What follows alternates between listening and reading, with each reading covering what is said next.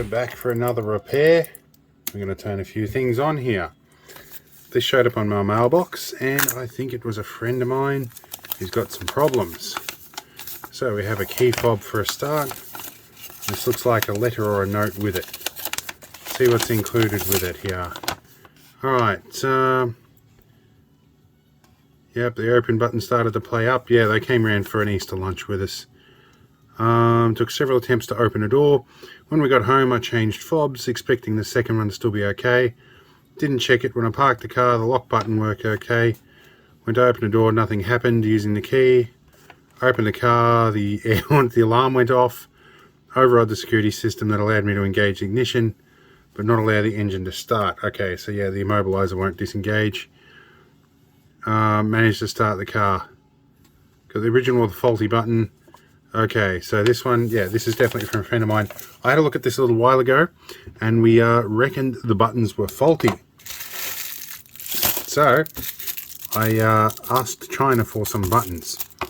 So now I have a bunch of them. I think these are the ones we want.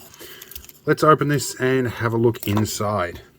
Now you may hear some background music. That's my apprentice. Hopefully she doesn't get me copyright struck. Let's see. She does have some headphones, but she got up and ran off with them while she was still wearing them, and they started to break at the top here. So that's another repair job I've got to look at. People around this place break things faster than I can fix them. Now I need to get inside this key fob again. That's the way I think. Alright, and we push our rubber bit through. The whole thing pops out. Okay, we've got some buttons. Now these I think are 433 megahertz. We're going to check the battery first of all, and just all the standard checks anyway. Along the edge of my desk I have this anti-static grounded strip that doubles as a useful way of testing batteries. So we're going to test our battery here. We are 3.3 volts, so that was a new battery. That's good. Let's have a look at our key fob. Okay, we're going to run a little quick test here. We're going to pull an old Swifty trick. Going to put my multimeter probes over onto the continuity side, which is basically a dead short. We don't need the meter on to make this work. Now we're going to zoom right into here, and we're going to see if we can bridge out switch contacts here, see if we get some life out of this thing. We're not. I don't know how this switch contact is meant to work on these ones. But there's a resistor and an LED here. That LED should light up. But it is not. Okay. So that's interesting. Alright, I need to see if that LED is functioning. Alright, now I have a continuity beeper that is current limited. And that should allow me to test this LED. Okay, so the LED works. So we know that if we do have something working on this key fob, that LED should light up. Okay, so at this stage, there's not much more I can check. I have previously cleaned this and given it a scrub, and I need to be careful of a little component in here. I am pretty sure this is an antenna component in here, although we could have a resonant length around here somewhere. In any case, that's our 433 megahertz module and has the frequency written on it. Yeah, I'm going to heat gun the unlock switch button off here and see if that works. Okay, the next test I'm going to do, I'm going to put my multimeter back in the correct configuration. We're going to plonk that down here and go to 20 volt mode. And we're going to see if we have voltage across the battery terminals. And I need to work out where they come through the board. So one of those comes through that side bit. So one of these is the positive. The negative, I don't know where that comes through. I guess this one. Okay, so we've got 3.3 volts coming through the battery into the board. So we have power to the board. But before we do a heat gun thing, we have to reconfigure a few things on the desk and get some stuff out of the way. Turn our heat gun on, get our rubber stuff out of the way, and we'll get one of these switches prepared. We also need a few extra tools, like a pair of tweezers, or several. I like to make sure I have a couple of different tools on hand before I get started. All before we get too started, I'm going to put a different size nozzle on here, which I forget is actually cold. They can go on that little cam lock set up there. Okay, let's turn on our rework station. Get some hot air on, and we're going to pull up the unlock button.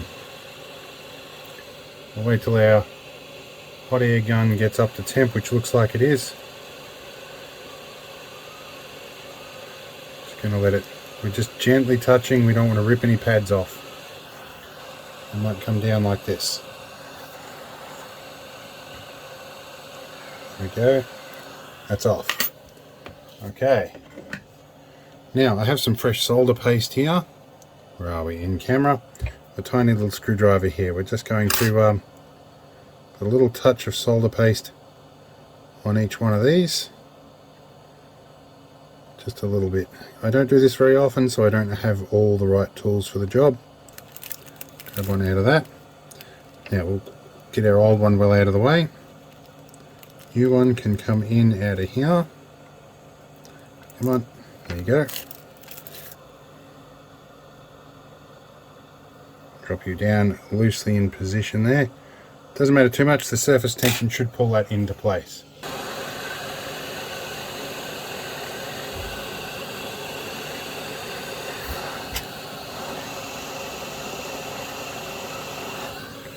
Alright, I'll let that cool off for a minute. Okay, so still no life. Would probably help if I put a battery in. That might help to test things. Put a battery in now. Still no life on that LED. That is interesting. I'm not going to do all the switches until I've checked that that one works. Now, I was kind of incorrect about antenna stuff too, by the way. This loop around the back here is the antenna. Now, I think this is probably a microscope job to see if there's a little tiny broken track somewhere in here. Okay, let's have a look here. Let's start with our battery terminal. In fact, what we can do, we can peel this off the blue tack.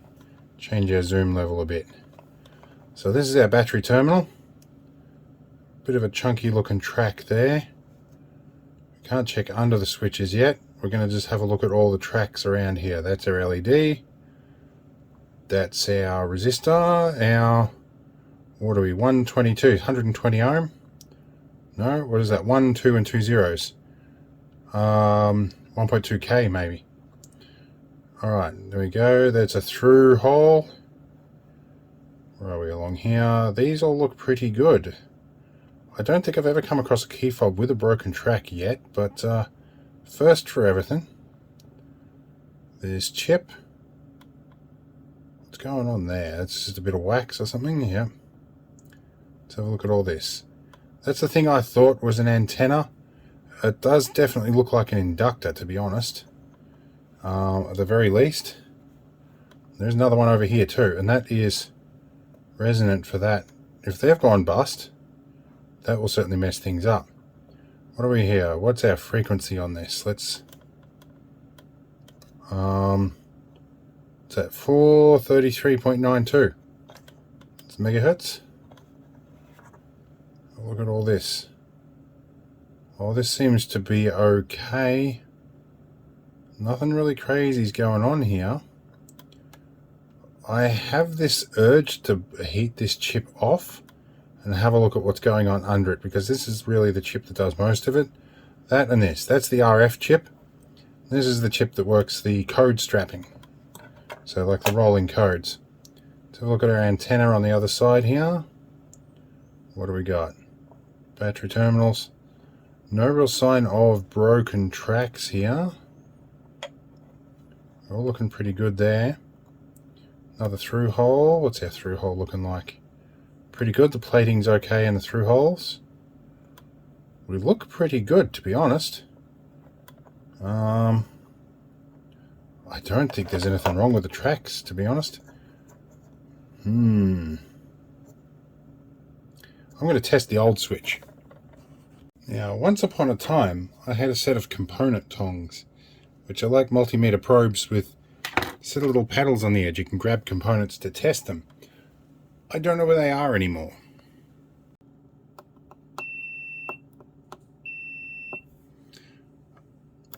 Oh, and my microscope turned off. So that switch works, we know for sure.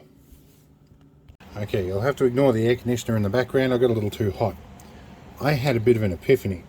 See how this track here, let's angle this down a bit. This track here comes out, goes through here, through the ground and up to that. I think that the track through these switches is actually forming part of the circuit in lieu of having an actual track. So if this link in here is actually broken, this could preclude all the others from working. It might be worth my while to swap the other two switches. Okay, I'm testing the other buttons, and they are not as reliable. Okay, so back to the heat gun we go. I don't want to overheat my tweezers. There we go. Yep, they're off. Oh, and I lost that resistor as well. I'll have to put that back on in a second. There we go. Right. Resistor is going to be a challenge to get back in position.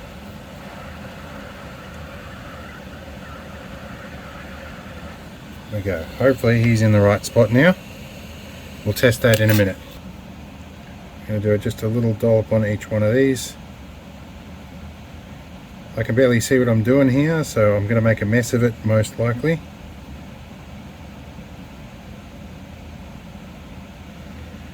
Drop one guy there. And take a U, and you can go there somewhere.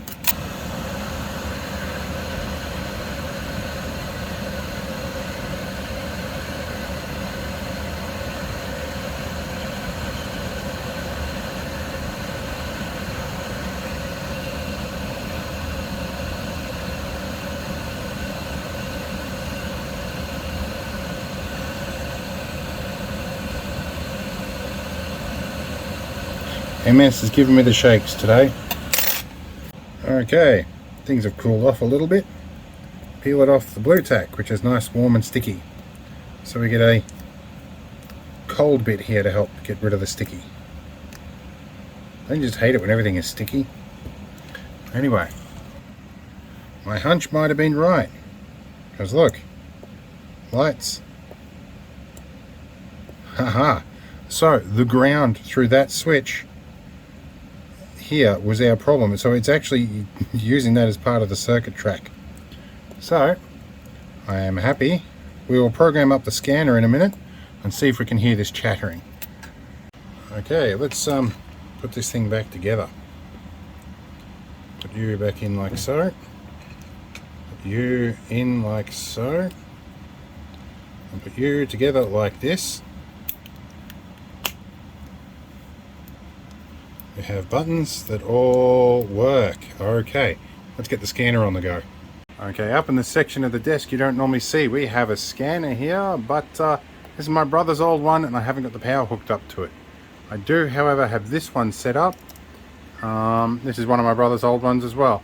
We're 433.875. Yep, let's turn our volume up. And we work. Alright, you'll probably get me to do the other one, but we work. That'll make a good thumbnail, won't it, if I do this?